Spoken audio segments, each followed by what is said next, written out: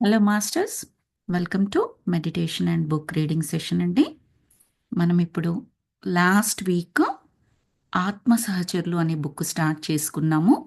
First session complete చేసుకున్నాము. ఈరోజు session 2 are day 2 ముందు మాట గురించి చెప్పుకున్నాము లాస్ట్ వీక్.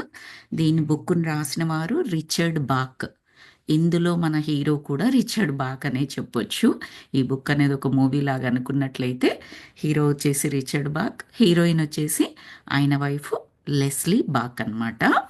సో వారే మనకు ఈ బుక్లో నేను నేను అని చెబుతూ ఉన్నప్పుడు అది రిచర్డ్ బాక్ అన్నమాట.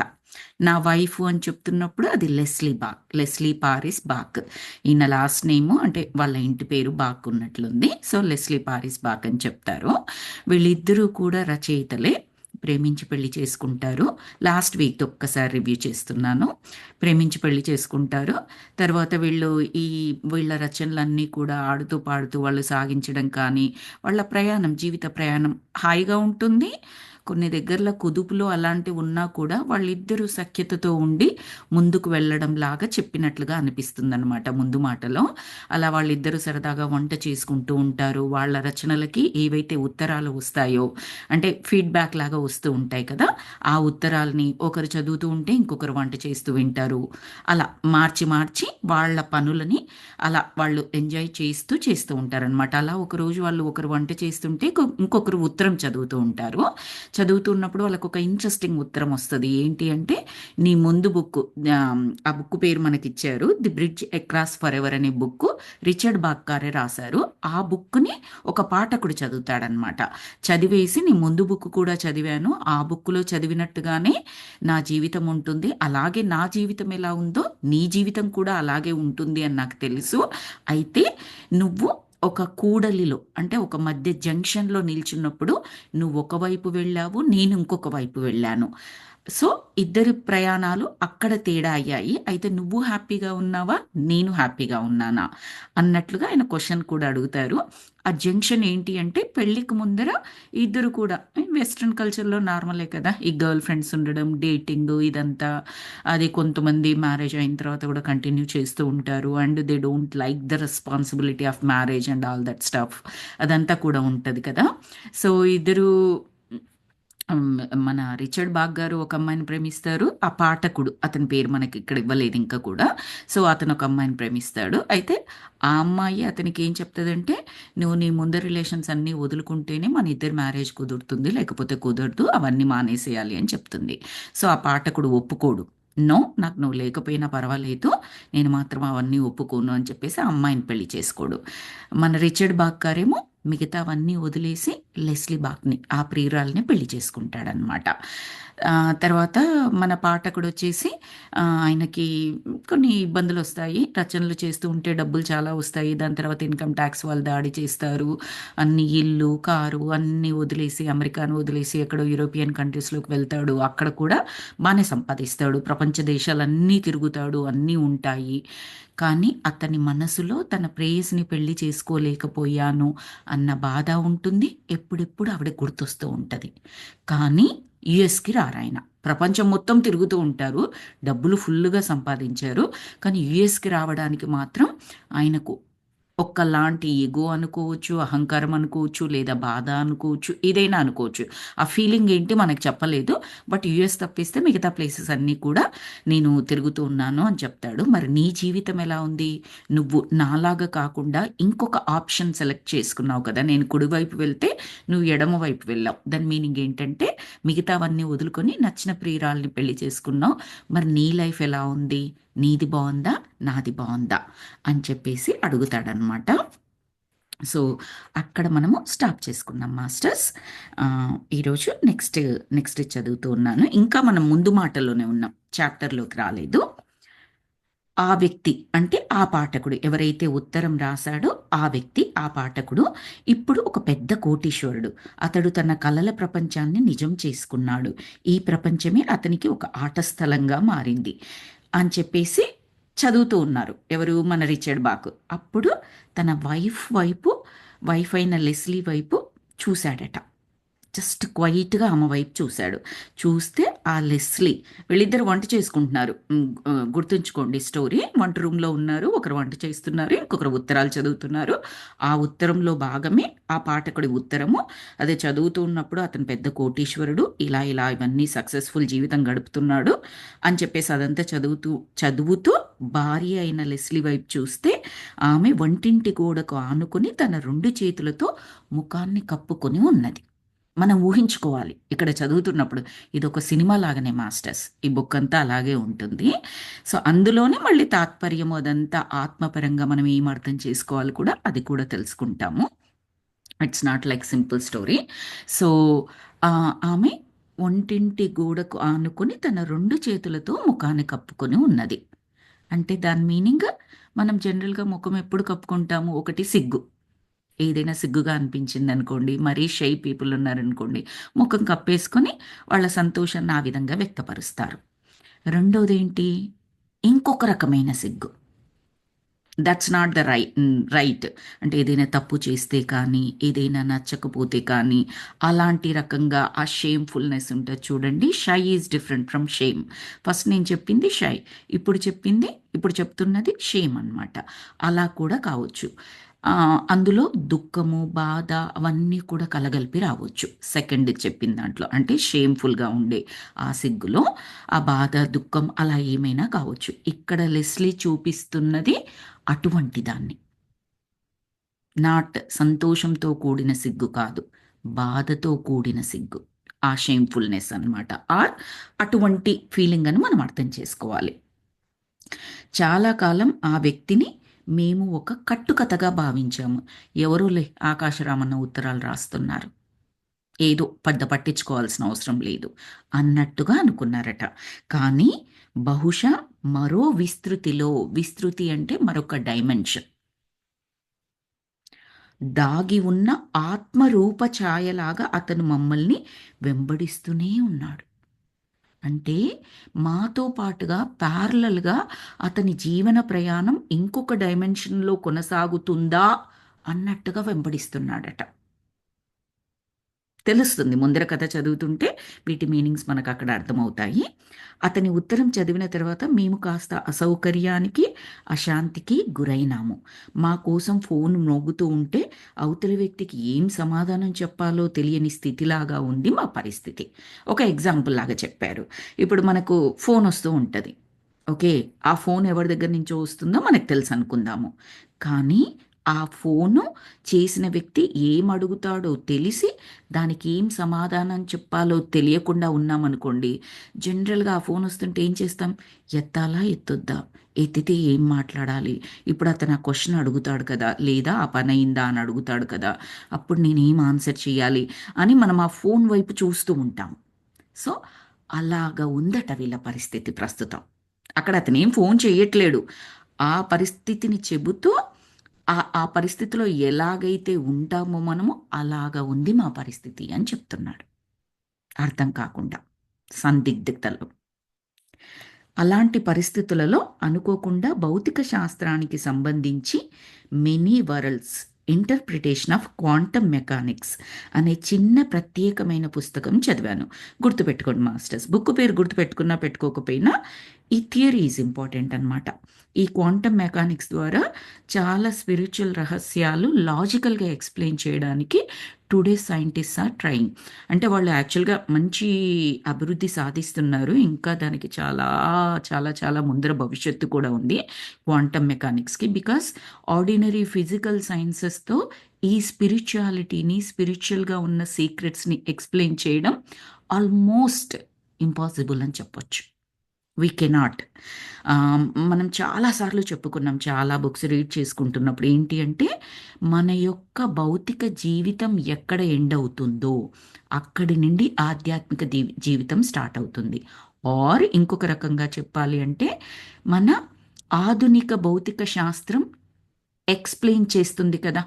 మనం ప్రతి ఒక్కటి లాజికల్ బుర్రతో ఆలోచిస్తాము, అది విజువలైజ్ చేసుకుంటేనే నమ్ముతాము. విజువలైజ్ చేసుకోకపోతే అంతా మిథ్యానో, మాయానో, లేదా దేవుడు అనో ఏదో ఒకటి చెప్పేస్తూ ఉంటాము. అంటే ఆధునిక భౌతిక శాస్త్రం ఎక్కడ ఎండ్ అవుతుందో ఈ ఆధ్యాత్మిక శాస్త్రం అనేది అక్కడ స్టార్ట్ అవుతుంది. అంటే దెర్ ఈజ్ నో వే మన ఆధునిక భౌతిక శాస్త్రం ఆధ్యాత్మిక శాస్త్రాన్ని ఎక్స్ప్లెయిన్ చెయ్యలేదు అని దాని మీనింగ్ అన్నమాట.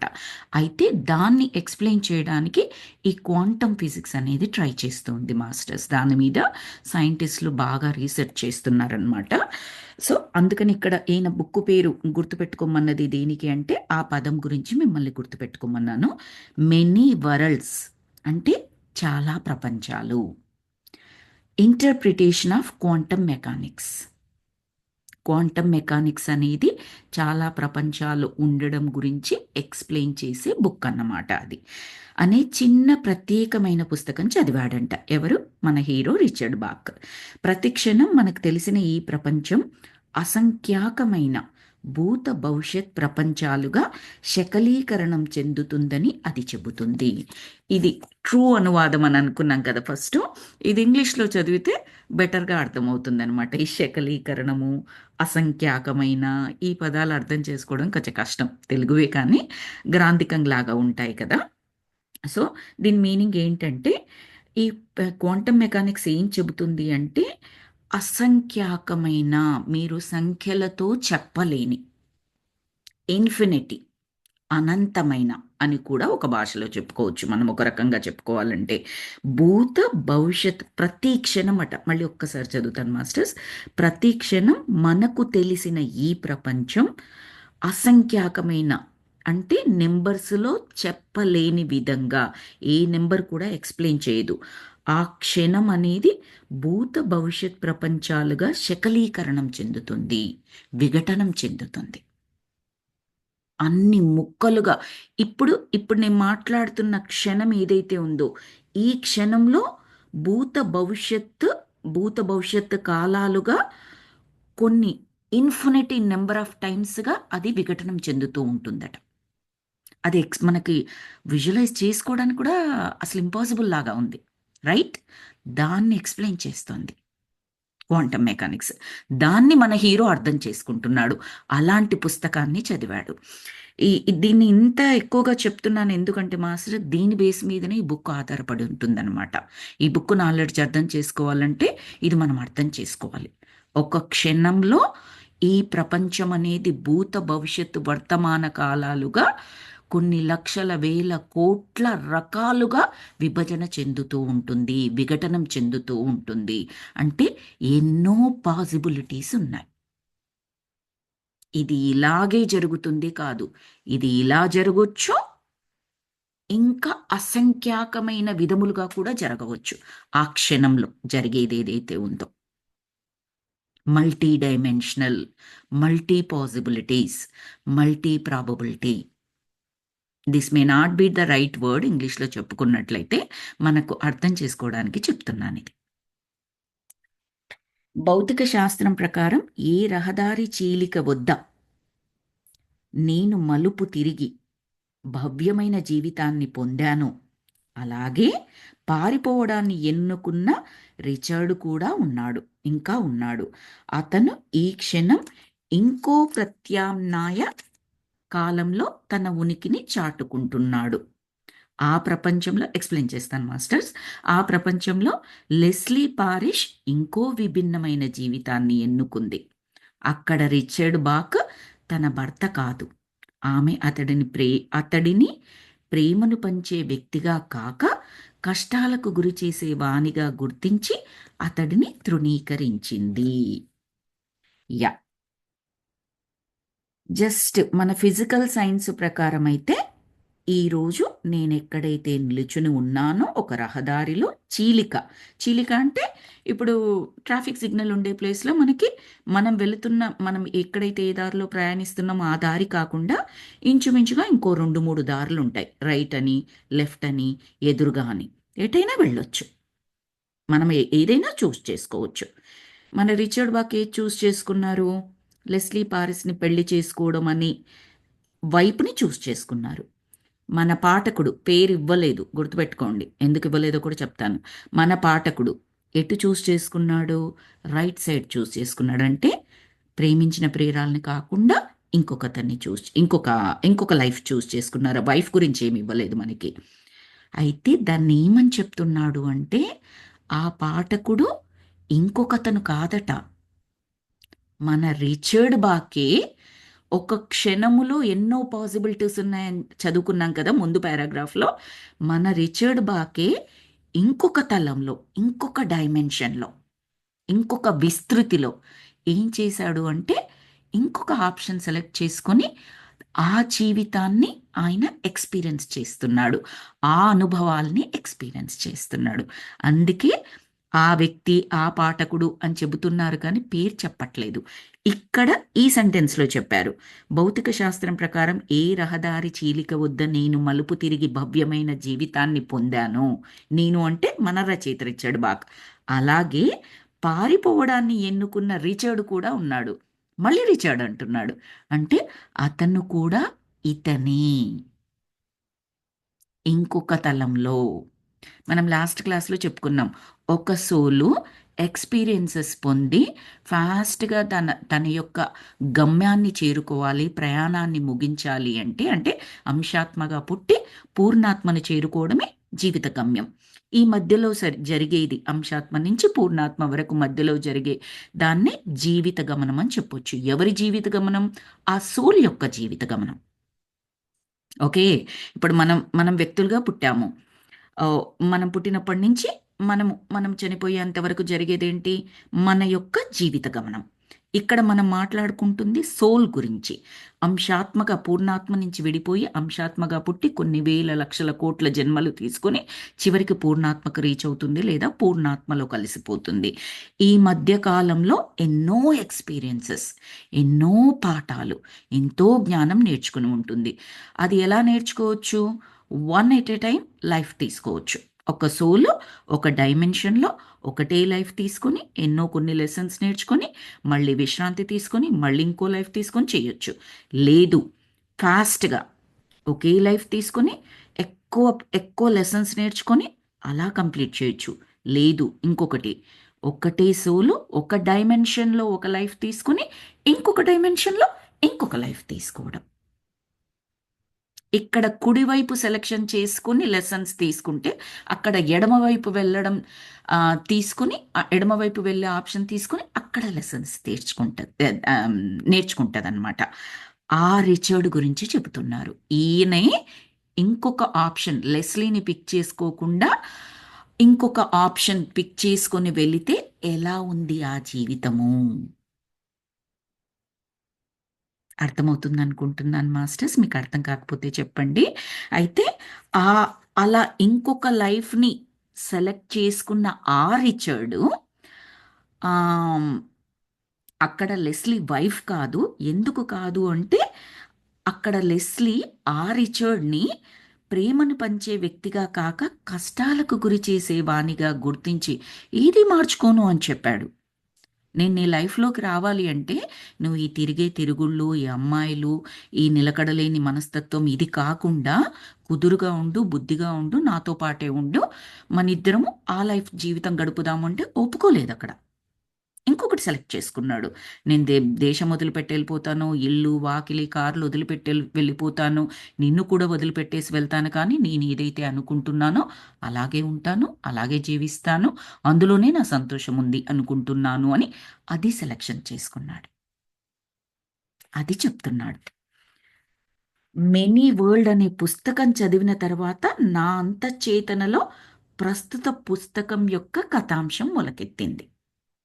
ఇప్పుడు మనకు రాసిన ఈ బుక్కట ఆత్మసహచరులు అనే బుక్కుకు బీజం ఎక్కడ పడింది ఆయనకి అంటే మెనీ వరల్డ్ అనే పుస్తకం చదువుతూ ఉన్నప్పుడు పడిందట. ఓకే, మరి ఆ పాఠకుడు రాసిన ఉత్తరం ఎక్కడొచ్చింది ఆయనకి? ఏ బుక్ గురించి వచ్చింది? The bridge, what is that book name? The bridge across for ever. ఆ బుక్కు చదివిన తర్వాత ఆ పాఠకుడి నుంచి ఉత్తరం వచ్చింది. అర్థం కాలేదు ఆయనకి. ఎప్పుడు అర్థమైంది? ఈ మెనీ వరల్డ్స్ అనే బుక్ చదువుతున్నప్పుడు ఆ పాఠకుడు ఎవరో కాదు, ఇంకొక డైమెన్షన్లో ఉన్న ఇంకొక ఆప్షన్ సెలెక్ట్ చేసుకున్న నా సోలే, నేనే అనేది అర్థమైంది అతనికి. సో దా ఆ పుస్తకం చదివిన తర్వాత అంతఃచేతనంలో ప్రస్తుత పుస్తకం యొక్క కథాంశం మొలకెత్తింది. దాన్ని గురించి ఆలోచిస్తూ ఎన్నో నిద్రలేని రాత్రులు గడిపాను. ఎందుకట? Because it's not a easy book to understand, easy concept to understand. మనకు నిత్య జీవితంలో జరిగే ఏ దానితో పోల్చి చెప్పలేని కథాంశం ఇది. జనరల్గా మనము ఒకటి అర్థం చేసుకోలేకపోతే ఒక ఎగ్జాంపుల్ తీసుకొని ఎక్స్ప్లెయిన్ చేస్తాం. ఏ ఎగ్జాంపుల్ తీసుకుంటాము? మనకు ఆల్రెడీ అనుభవంలో ఉన్నది తీసుకుంటాము. మనకు అర్థమయ్యేది, మన జీవితంలో ఆల్రెడీ చూస్తున్నది, విన్నది, జరుగుతున్నది, గమనిస్తున్నది అది పట్టుకున్నాం అనుకోండి, అర్థమవుతూ ఉంటుంది.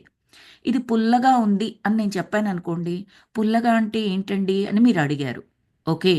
సో మీరు ఎప్పుడైనా నిమ్మకాయ టేస్ట్ చేశారా అండి అని నేను అడుగుతాను. చేశానండి అని మీరు చెప్పారు. నిమ్మకాయ టేస్ట్ మీకు ఎలా ఉంది అని అడిగాను. ఏమో అండి నాకు దాని టేస్ట్ తెలియలేదు అని మీరు అన్నారనుకోండి, దాన్ని పులుపు అంటారు. మీరు టేస్ట్ చేసిన దాన్ని పులుపు అంటారు. అదే పులుపు గురించి నేను మాట్లాడుతున్నాను అని నేను చెప్పాను అనుకోండి, క్లియర్గా అర్థమైపోతుంది. బికాస్ నిమ్మకాయని మీరు ఆల్రెడీ టేస్ట్ చేశారు. దాన్ని ఆ రుచి పేరు మీకు తెలియకపోవచ్చు, కానీ మీరు ఆల్రెడీ టేస్ట్ చేశారు. కాబట్టి నేను ఆ ఎగ్జాంపుల్ చెప్తే టక్కున ఓ పులుపు అంటే అదా అని అర్థం చేసుకుంటారు. రైట్? అంటే ఆల్రెడీ అనుభవంలో ఉన్న దాని గురించి, మన అనుభవమే కానివ్వండి, పక్కవారి అనుభవం చూసిన జ్ఞానమైనా కానివ్వండి, దాన్ని ఎగ్జాంపుల్గా తీసుకొని మనకు తెలియని దాని గురించి ఎక్స్ప్లెయిన్ చేస్తే మనం అర్థం చేసుకోవడానికి మంచి అవకాశం ఉంటుంది. మరి ఈ కథాంశం అస్సలు మన భౌతిక శాస్త్రం చెప్పలేదే దీని గురించి. మరి ఎలాగా అర్థం చేసుకోవడం? అదే కష్టం అనుకుంటే దాని గురించి ఈయన బుక్ రాయాలి అనుకున్నాడు. మరి నిద్రలేని రాత్రులు గడపాలి కదండి ఆయన.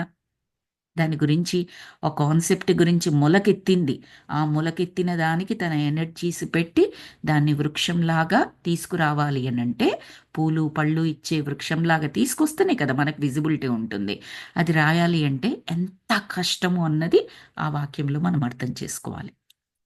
ఒకవేళ అలాంటి సమాంతర ప్రపంచాలను చేరే దారి ఒకటి నీవు కనుగొంటే ఎలా ఉంటుంది?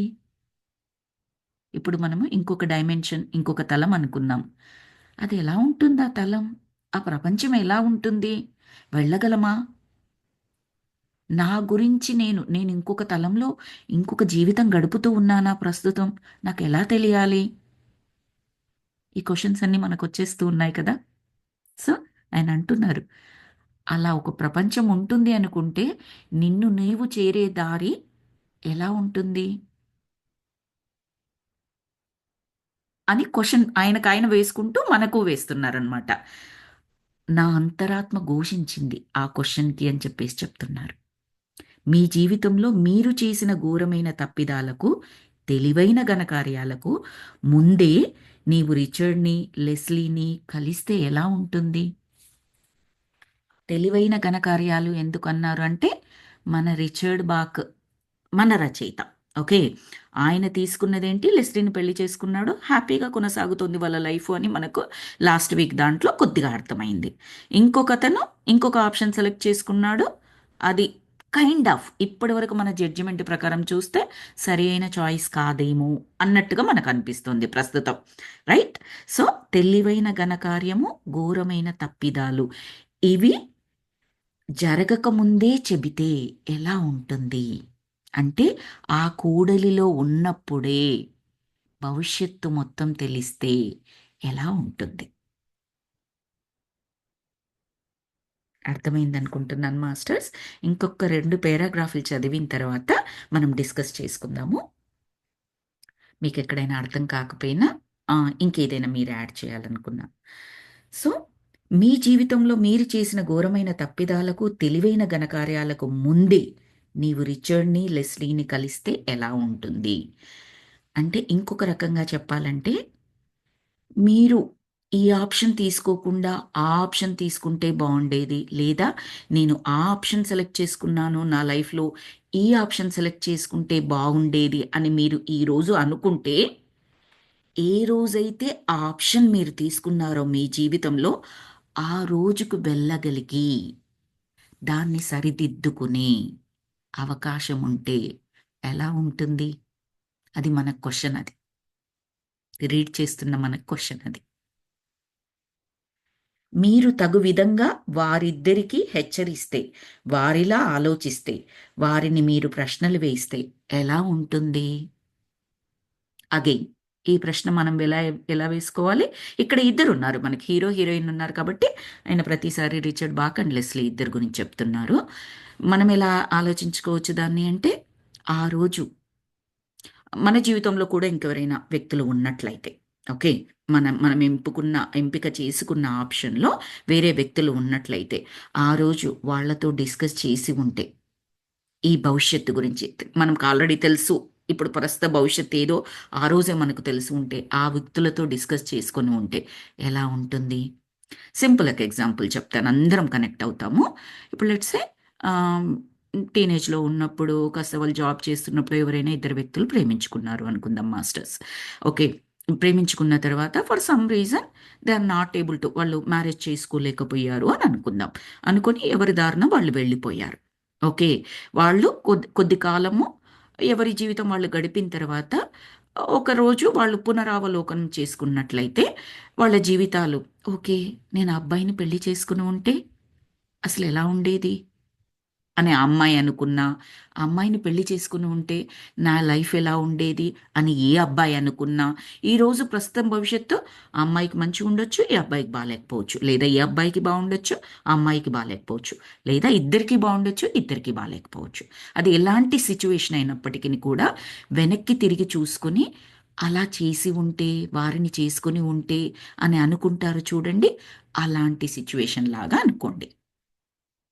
అంటే ఆ వెనక కాలంలోకి ఎవరెవరు వెళ్ళారు? అతను అండ్ ఆమె కదా! అది ఇద్దరు వ్యక్తులు ఉన్నట్లయితే. అలా కాకుండా మీరు ఒక సబ్జెక్ట్ ఎంచుకున్నారు, ఒక ఆప్షన్ సెలెక్ట్ చేసుకున్నారు, బిజినెసా, ఉద్యోగమా అనుకొని చేసుకున్నారనుకోండి. అప్పుడు మీకు మీరు మాత్రమే ఉంటారు. ఈ ఎగ్జాంపుల్‌కి చెప్పాలి అంటే ఫస్ట్‌ది ఆహ్, ఆహ్, వైఫ్ అండ్ లవర్‌తో కలిపిన ఎగ్జాంపుల్ సరిపోతుంది. లేదు, ఒక వ్యక్తిగా నేను దీన్ని ఎలా అనువదించుకోవాలి అని అనుకుంటే, నేను ఆ రోజు ఈ ఇది ఈ సబ్జెక్ట్ కాకుండా ఆ సబ్జెక్ట్ తీసుకొని ఉంటే, ఉద్యోగం కాకుండా బిజినెస్ చేసి ఉంటే, బిజినెస్ కాకుండా ఉద్యోగం చేసి ఉంటే, అలా అన్వయించుకోవచ్చు మనము. హ్మ్. వారికి జీవితం గురించి, యవ్వనం గురించి, మరణం గురించి, ఉద్యోగం గురించి, ప్రేమ గురించి, దేశం గురించి, శాంతి యుద్ధాల గురించి, బాధ్యతల గురించి, ఎంపికలు వాటి పర్యవసనాల గురించి, మీరు నిజమని భావిస్తున్న మీ ప్రపంచం గురించి వారికి మీరు ఏమని సలహా ఇస్తారు? అంటే మీ భవిష్యత్తు తెలిసిన మీరు భవిష్యత్తులో నుంచి బ్యాక్ వెళితే, మీ గతంలోకి వెళ్ళి అక్కడ నిల్చొని మొత్తం మీకు భవిష్యత్తు తెలుసు కాబట్టి మీరు చెప్పుకుంటే అది ఎలా ఉంటుంది? ఇంకొకటి కూడా గుర్తొస్తుంది నాకు. 'ఆదిత్య 369' అనే మూవీ మీకు ఎవరైనా చూసి ఉంటే, it's a old movie, more than 30 years back. Srirangam Srinivasarao గారని ఆ డైరెక్టర్, గ్రేట్ డైరెక్టర్ యాక్చువల్లీ, చాలా బాగా తీశారు. Very old movie. కుదిరితే చూడండి ఇన్ కేస్ చూడకపోతే. అందులో ఉంటుంది మాస్టర్స్. వాళ్ళు ఈ రోజు నుంచి గతంలోకి వెళ్తారు, భవిష్యత్తులోకి వెళ్లి చూస్తారనమాట. సో, బహుశా అది ఏమైనా మీకు హెల్ప్ అవుతుందేమో ఈ కాన్సెప్ట్ అర్థం చేసుకోవడానికి ప్రయత్నించండి. I'm trying my level best to make you guys understand. And one more masters, last week నేను ఆహ్, 'ఈనాడు' అని చెప్పినట్లు గుర్తు, సినిమా పేరు. 'ఈనాడు' కాదు, 'మానాడు' ఆ సినిమా పేరు. I'm really sorry. ఆడియోలో నేను ఎడిట్ చేయలేను. బట్ సెకండ్ ఆడియో వింటూ ఉన్నప్పుడైనా మీరు కరెక్ట్ చేసుకుంటారు అన్నట్టుగా చెప్తున్నాను. ఆ సినిమా పేరు 'మానాడు.' అలాగే దయచేసి నన్ను నిద్రపోనివ్వు అని నా అంతరాత్మని హెచ్చరించాను. యుద్ధం, హింస, ఈర్ష్య, అసూయలతో నిండిన ఈ ప్రపంచానికి నీవు చెందని వాడివనుకుంటున్నావా? అలాగైతే ఇక్కడెందుకు నివసిస్తున్నావు? అని చెప్పేసి అంతరాత్మ అడుగుతోందట. ఈయన అంతరాత్మ ఘోషిస్తోంది. ఆ క్వాంటమ్ మెకానిక్స్‌ది ఆ బుక్ చదివిన తర్వాత, ఈ ఆత్మ సహచరులు అన్న కాన్సెప్ట్ మెదడులో వచ్చిన తర్వాత రకరకాలుగా, ఇప్పుడు ముందర చదివాను కదా, ప్రేమ, దేశం, శాంతి, యుద్ధం, ఇలా రకరకాలుగా ఉంది కదా, అవన్నీ గురించి ఆలోచిస్తూ ఉంటే నువ్వు ఆహ్, ఆ అంతరాత్మని ఏమని వాళ్ళ అంతరాత్మకి ఏమని చెప్పాడు అంటే, దయచేసి ఇవన్నీ నా ముందర పెట్టకు, నన్ను నిద్రపోనివ్వు. ఏమైనా మనం యుద్ధము, హింస, ఈర్ష్య, అసూయలు లేని ప్రపంచంలో నివసిస్తున్నామని అనుకుంటున్నావా అని చెప్పేసి అంతరాత్మకి ఈయనకు మధ్యలో ఆ సంఘర్షణ జరుగుతోంది, ఆ మాటల యుద్ధం జరుగుతోంది. అని జరుగుతున్నప్పుడు ఏమని చెప్తున్నాడంటే, ఇంక నేను నిద్రపోవాలి, నన్ను దయచేసి డిస్టర్బ్ చేయకు అని చెప్పేసి అంతరాత్మ వేసే ప్రశ్నలకి ఆపమని చెప్తున్నాడనమాట. కానీ స్టిల్ ఆ అంతరాత్మ నిద్రపోనివ్వట్లేదట. కలలో ఈ పుస్తకము పుటలు రెపరెపలాడేవి. ఈ కంటెంట్ మొత్తం ఆ కలలో ఆయనకి వస్తూ ఉండేదట. నేను నిద్రలేచిన ప్రశ్నలు మాత్రం మిగిలిపోయాయి. ఏదో కలత కలతగా నిద్రపోయినా కూడా మళ్ళీ లేచితే మళ్ళీ మొదలయ్యాయట. మన ఎంపిక నిజంగా మన ప్రపంచాన్ని మార్చివేస్తుందా? సైన్స్ చెప్పిందే నిజమవుతుందా? Yes, of course. మనం ఎంపిక చేసుకున్న దాన్ని బట్టి మన జీవితం ఉంటుంది. ఒక 20 ఏళ్ల కిందర, 30 ఏళ్ల కిందర నాకు ధ్యానం అనేది తెలిసి ఉంటే, నాకు ఈ జ్ఞానం తెలిసి ఉంటే, పాజిటివ్ ఆలోచనలు పాజిటివ్ మేనిఫెస్టేషనే చేస్తాయి. అంటే నా జీవితంలో సుఖ సంతోషాలని, ఆనందాల్ని, నాకు కావాల్సిన దాన్ని ఇస్తాయి. ఆ విధంగానే నేను ఆలోచనలు చేసి ఉంటే అని నాకు తెలిస్తే, డెఫినెట్లీ ఆ ఎంగేజ్‌లోనే నేను ఒక హ్యాబిట్ అలవాటు చేసుకునేదాన్ని. ఏది మాట్లాడినా పాజిటివ్‌గానే మాట్లాడడం. ఈరోజు ప్రతీదీ మేనిఫెస్ట్ అయిపోయి ఉండేది. నేను కలెక్టర్ అవుతాను, కలెక్టర్‌గా అయ్యే సామర్థ్యత నాకుంది, నేను చదువుకుంటే అవ్వగలను, నేను చదవగలను, నాకు ఆ శక్తి ఉంది అని నేను ఆ రోజు బలంగా నమ్మి పదే, పదే, పదే, పదే ఆలోచనలు చేశాననుకోండి, కలెక్టర్‌గానే ఉండేదాన్ని. బాగా సంపాదించగలను అని ఇంకొకటి ఉండేదనుకోండి, అలాగే ఉండేదాన్ని. ఏది పూర్ ఫ్యామిలీలో పుట్టినప్పటికి కూడా. ఒక పూర్ ఫ్యామిలీలో పుట్టి నాకెక్కడ కుదురుతుంది ఆ చదువు, సంపాదన, నేనెక్కడ ధనవంతుడినవుతాను, ఇంక నా జీవితం ఇంతే. అలాగే కదండీ అనుకుంటూ ఉంటాము. చుట్టూ ఉన్న పరిస్థితులు ఏవైతే వర్తమానంలో మనకు ఉన్నాయో, భవిష్యత్తుని అలాగే లేదా అంతకన్నా దారుణంగా ఊహిస్తూ ఉంటాం మనం, మనకు తెలియకుండానే. మన ఆలోచనలు, మన మాటలు కంప్లీట్‌గా అలాగే ఉంటాయి మాస్టర్స్. It's very unfortunate. మనకు తెలియకుండా. మనమెవ్వరం అలాగా కావాలని కోరుకోము. మనకు కావాల్సింది సంతోషము, డబ్బు, సుఖము, ఆరోగ్యము, ఆనందము ఇదే కావాలి. కానీ ఆలోచనలు, మాటలు మాత్రం క్వైట్ ఆపోజిట్‌లో ఉంటాయి. సో, ఆ కిటుకు మనకు తెలిసేది. అప్పుడు ఆ రోజు ఆలోచనలు వేరేలాగా చేసి ఉండేదాన్ని. ఈరోజు నా జీవితం ఇంకొకలాగా ఉండేది. అదన్నమాట అక్కడ మనం అర్థం చేసుకోవాల్సిన కాన్సెప్ట్. నాకు అర్థమవుతున్న కాన్సెప్ట్. అది masters. I wanted to stop it here because next చాప్టర్‌లోకి వెళ్ళిపోతాము. ఎందుకు స్టాప్ చేయాలనుకుంటున్నానంటే, నేను కష్టపడుతున్నాను ఎక్స్‌ప్లెయిన్ చెయ్యడానికి. బట్ మీకెలా అర్థమవుతోంది? మీరు అర్థం చేసుకోగలుగుతున్నారా? ఎక్కడైనా క్వెషన్స్ ఉన్నాయా అని తెలుసుకోవడానికి I just want to give a pass here masters. Please ఎవరైనా మాట్లాడండి. మీకెలా అనిపిస్తోంది? అర్థమవుతుందా? కన్‌ఫ్యూషన్‌గా ఉందా? Are you able to visualise what I am talking? మాట్లాడగలరా అండి ఎవరైనా?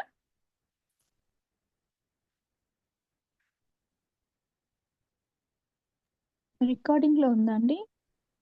You want me to pass? I will pass. హ్మ్.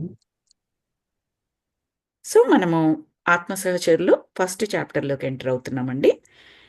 లాస్ ఏంజలస్ ఎయిర్‌పోర్ట్ చాప్టర్ పేరు, ఫస్ట్ చాప్టర్ పేరు. మనము సుదీర్ఘ ప్రయాణం చేస్తూ వచ్చాం కదా! పాత జ్ఞాపకాల తెరలోంచి బయటపడుతూ మా సముద్ర విమానాన్ని ఏటవాలుగా నీటిపై దించడానికి ఉద్యుక్తులమయ్యాము. ఉత్తర దిక్కు నుంచి ప్రయాణిస్తున్న మాకు ఎదురుగా, దూరంగా కాంక్రీట్ కీకారణ్యంలా ఉన్న మహానగరం పొగమంచులో మసకగా కనిపించింది. వాళ్ళిద్దరూ ఒక విమానంలో వస్తున్నారండి. చాలా దూరం వచ్చేసాం కదా అని చెప్పేసి అనిపించిందంట. తర్వాత ఆ సముద్రం మీద ప్రయాణం చేసే విమానం అది. ఉత్తర దిక్కు నుంచి ప్రయాణిస్తున్న మాకు ఎదురుగా ఒక కాంక్రీట్ అంటే జనసాంద్రత ఉన్న ఒక పెద్ద మహానగరం దగ్గరికి వచ్చాము అని మాకు అనిపిస్తోంది అంటున్నారు. ఇంకా ఎంత దూరం స్వీటీ? ఇంటర్ఫోన్లో అడిగాను. రిచర్డ్ బాక్ తన వైఫ్ని అడిగాడు ఇంకా ఎంత దూరం ఉంది అని చెప్పేసి. ఇద్దరు విమానం నడుపుతారనమాట. వీళ్ళ సొంత విమానం అది, ప్యాసింజర్స్ విమానం కాదనుకుంటా నాకు తెలిసి. ఉత్తర దిక్కుగా 32 మైళ్ళు 15 నిమిషాల ప్రయాణం ఉంది అని నావిగేషన్ స్క్రీన్లో వెలుగుతున్న అంకెలను చూస్తూ చెప్పింది నా భార్య Leslie.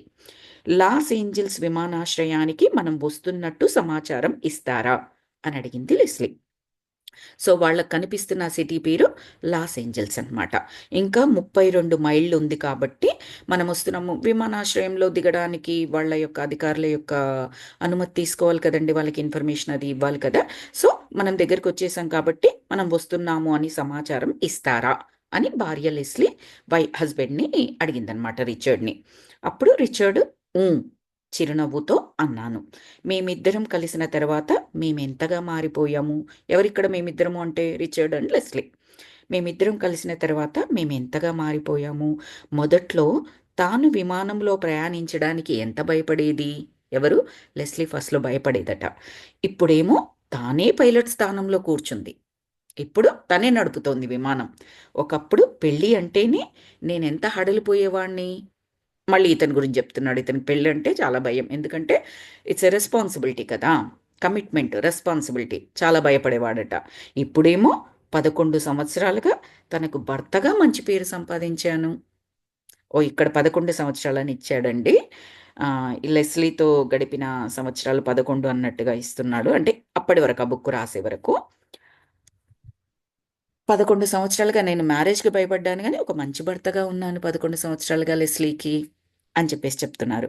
Hello Los Angeles airport. మా విమానం గ్రౌలీ మార్టిన్ సీబర్డ్ శాంతమోనికా ఉత్తరం వైపుగా మీ విమానాశ్రయాన్ని సమీపిస్తోంది అంటూ ఎయిర్ ట్రాఫిక్ కంట్రోల్కి మైక్రోఫోన్లో సమాచారం ఇచ్చాను. అక్కడ ఉన్న విమానాశ్రయ అధికారులకి ఏ సమాచారం అయితే అందించాలో మేము వచ్చాము అని చెప్పడానికి అవన్నీ, ఆ పేర్లు అవన్నీ చెప్తున్నారనమాట. గ్రౌలీ మార్టిన్ సీబర్డ్ రాడార్కు అనుసంధానమైంది. హెడ్ ఫోన్తో మాటలు వినిపించాయి. అక్కడి నుంచి అధికారులు మీరు దిగుతున్నారు కదా, దానికి సంబంధించిన రాడార్తో మీ విమానం అనుసంధానమైంది అని చెప్తున్నారు. ట్రాఫిక్ కంట్రోల్ లెస్లీ మాట్లాడుతోంది. నేను ఆమె వైపు చూశాను. మా సాహస ప్రేమ యాత్రలో నా భార్యగా మారిన సినీ నటి లెస్లీ పారిష్. ఇప్పుడే మన గాయత్రి గారు చెప్పారు కదా, లెస్లీ పారిష్ ఆమె సినీ నటి అని చెప్పేసి చెప్తున్నారు. సాహస ప్రేమ యాత్రలో నా భార్యగా మారిన సినీ నటి లెస్లీ పారిష్ అంటే అంతకుముందు సినీ నటిగా, ఇప్పుడు ఆమె విమానం పైలట్గా నడుపుతోంది అన్నట్టుగా అర్థమవుతుంది ఇక్కడ. బ్రతుకు పోరాటంలో లెక్కలేనన్ని సవాళ్లను ఎదుర్కొని అనుభవసారాన్ని పొందిన ఆత్మ సహచరులం మేము. అంటే ఇప్పటి వరకు ఎంతో వాళ్ళ జీవిత ప్రయాణంలో ఎన్నో రకాలుగా వాళ్ళు సవాళ్ళను ఎదుర్కొన్నారు, ఎంతో అనుభవాన్ని సాధించారు. చక్కటి ఆత్మ సహచరులం, సోల్మేట్స్ మేము అని చెప్తున్నారు.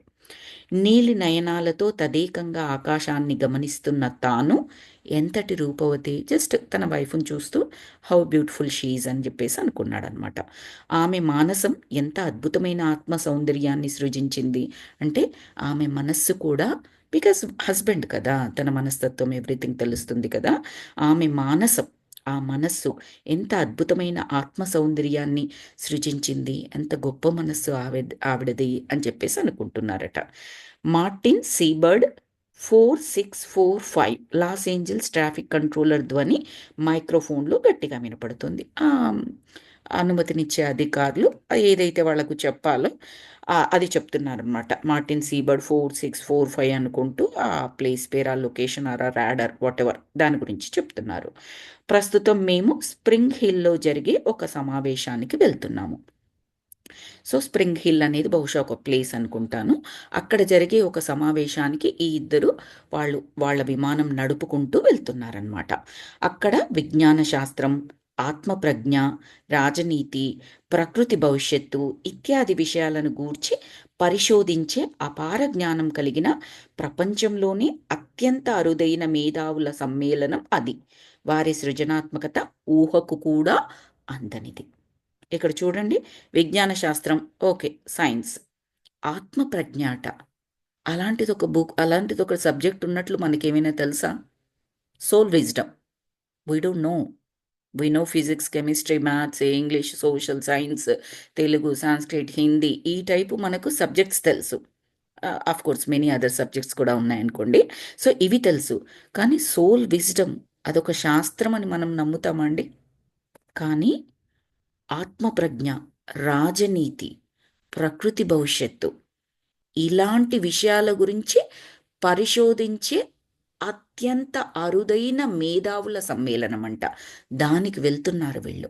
అంటే వీళ్ళ జ్ఞానం ఎంత ఉందో అర్థం చేసుకోండి, బోత్ ఫిజికల్గా స్పిరిచువల్గా. ఎయిర్పోర్ట్ వారు మనకు కోడ్ నెంబర్ ఇచ్చారు అని చెప్పింది లెస్లీ. ఇంతకు వారు చెప్పిన సంఖ్య ఏమిటి అని అడిగాను నేను, అంటే రిచర్డ్ బాగ్. 4645 వాళ్ళు ఇచ్చిన కోడ్, విమాన అధికారులు. ఏంటది? 4645. గుర్తుపెట్టుకుందాం ఈ నెంబర్ని. అంతలోనే ఉన్నట్టుండి ఏదో జరిగి నా ముందరి ప్రపంచం ఒక్కసారిగా మారిపోయింది. నేను విన్న చివరి మాటలు లెస్లీ చెప్పిన అంకెలే. రిచర్డ్ ఏమంటున్నాడంటే, లెస్లీని అడిగాడు, ఎయిర్పోర్ట్ వారు ఏం కోడ్ ఇచ్చారు అని చెప్పేసి. 4645 అనే కోడ్ ఇచ్చాడు అని చెప్పగానే ఆ నెంబర్లు అది ఏదైతే ఉందో లెస్లీ మాట్లాడిన మాటలు అవి మాత్రమే లాస్ట్గా నా చెవికి వినిపించాయి. ఆ తర్వాత ప్రపంచమంతా తలకిందులుగా లేదా ఒక్కసారిగా మారిపోయింది అని చెప్పేసి అంటున్నారు. దీనితో ఈ ఫస్ట్ చాప్టర్ ఎండ్ అయింది మాస్టర్స్. ఒక్కటే పేజ్. సస్పెన్స్గా ఉంది కదా ఏం జరిగింది అని. ఈ సస్పెన్స్ దగ్గర ఇక్కడ స్టాప్ చేద్దాం. మళ్ళీ నెక్స్ట్ చాప్టర్ రేపు చదువుకుందాం masters. Thank you so very much. చక్కగా వింటున్నందుకు, మీ ఎనర్జీస్ షేర్ చేసుకుంటున్నందుకు masters thank you so very much. Let me stop the recording.